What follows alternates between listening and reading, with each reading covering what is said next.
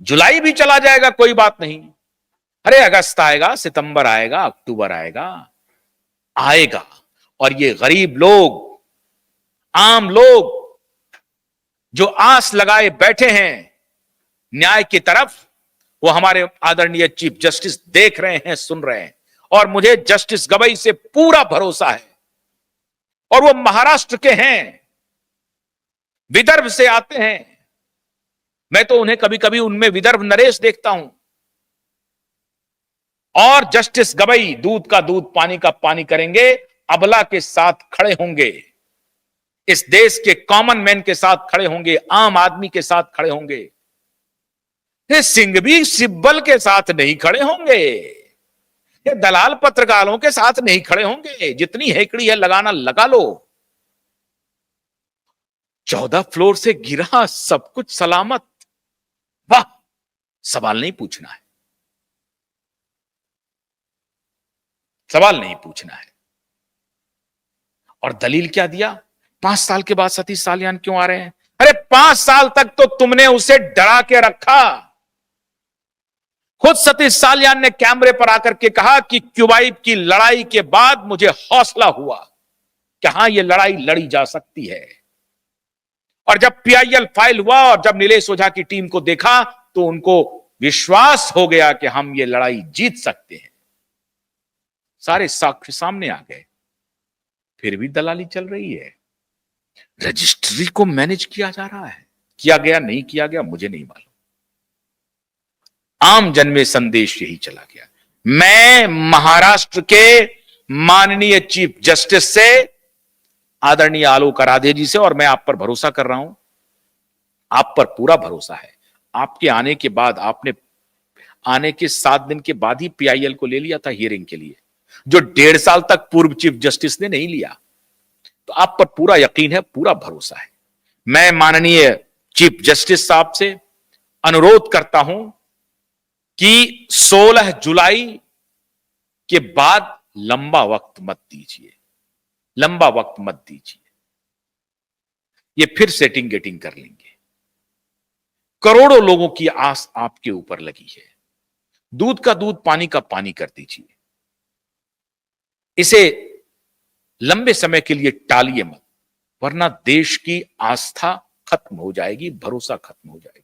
बहुत सारे लोग हताश हो जा रहे हैं, निराश हो जा रहे हैं।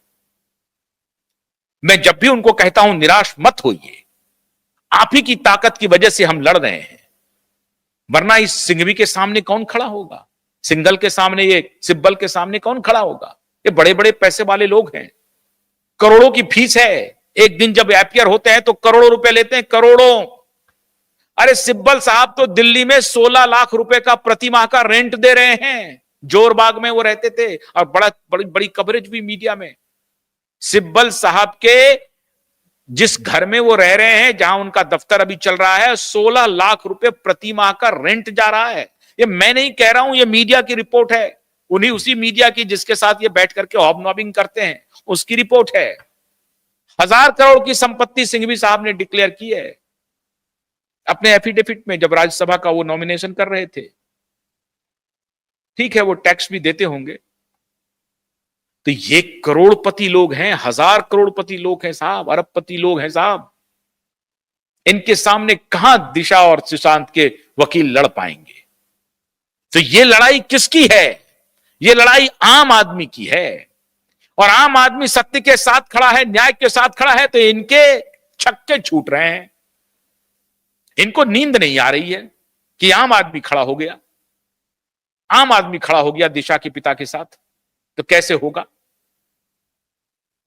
नाम से बड़े ये हैं, काम से बड़े हमारे वो 50 वकील हैं।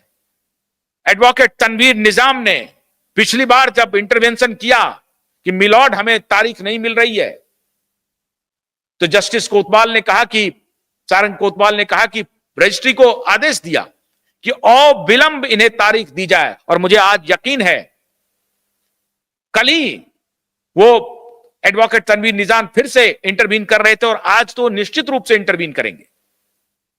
आ जाएगा, तारीख आएगी, आप निराश मत होइए। ये कब तक भागेंगे? इनको मालूम है।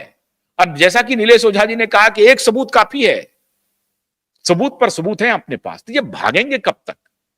भाग रहे हैं लेकिन मैनेज करके, कभी नेता को, कभी क्लर्क को, कभी किसी को, कभी किसी को। ये कोर्ट में चलते रहता है, ये कोर्ट की प्रक्रिया है, इससे हतोत्साहित नहीं होना है।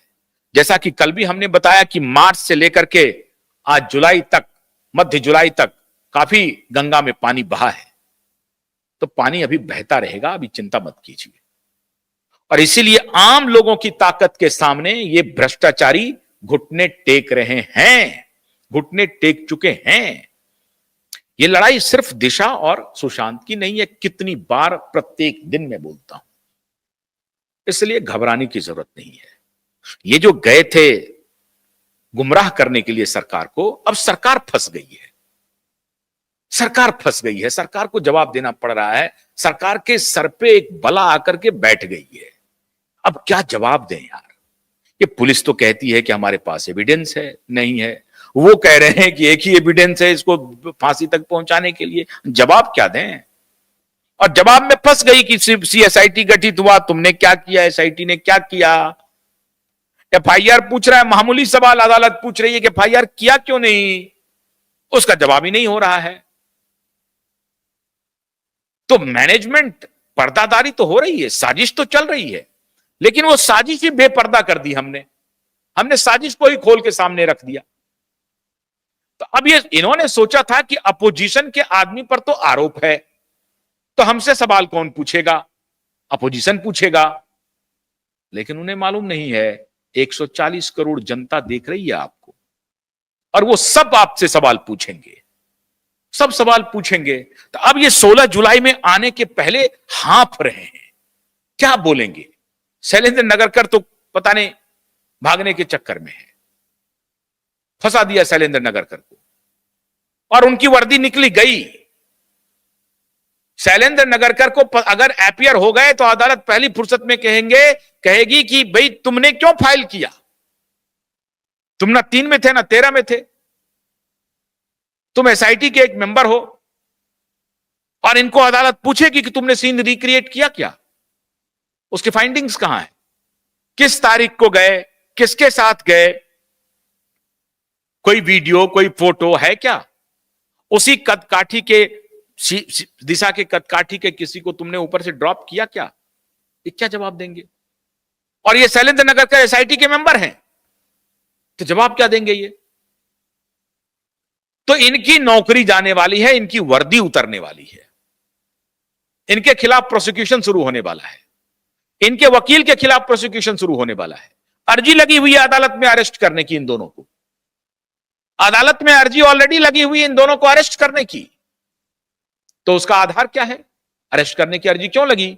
इसीलिए कि ये फिक्सस एफिडेविट दे रहा है, फिक्सस रिप्लाई दे रहा है, झूठा रिप्लाई दे रहा है, गुमराह कर रहा है अदालत को, अदालत के समय को बर्बाद कर रहा है, और न्याय को दबाने की कोशिश कर रहा है, जस्टिस को कुचलने की कोशिश कर रहा है।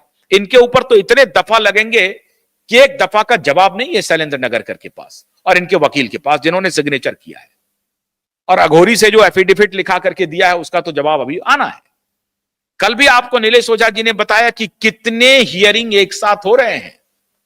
मीडिया के दलालों से भी लड़ाई जारी है, सत्ता के दलालों से भी लड़ाई जारी है, और अपोजिशन के दलालों से भी लड़ाई जारी है, पैसे वाले के साथ लड़ाई जारी है, और वो कुछ जो भ्रष्ट जुडिशरी के लोग हैं उनके खिलाफ भी लड़ाई जारी है।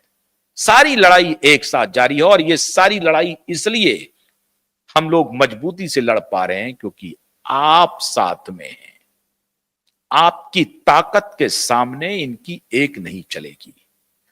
हुंकारों से महलों की नींव उखड़ जाती, सांसों के बल से ताज हवा में उड़ता है, जनता की रोके राह समय में दाव कहां, वो जिधर चाहती काल उधर ही मुड़ता है। राष्ट्रकवि दिनकर की इस पंक्ति को याद रखिए। सत्ताधीश, साजिश करने वाले आपकी हर साजिश को बेनकाब करेंगे, बेपर्दा करेंगे, और आपके ये सत्ता जो नशी है ना, इसका नशा भी तोड़ेंगे। बहुत बहुत शुक्रिया। नमस्कार।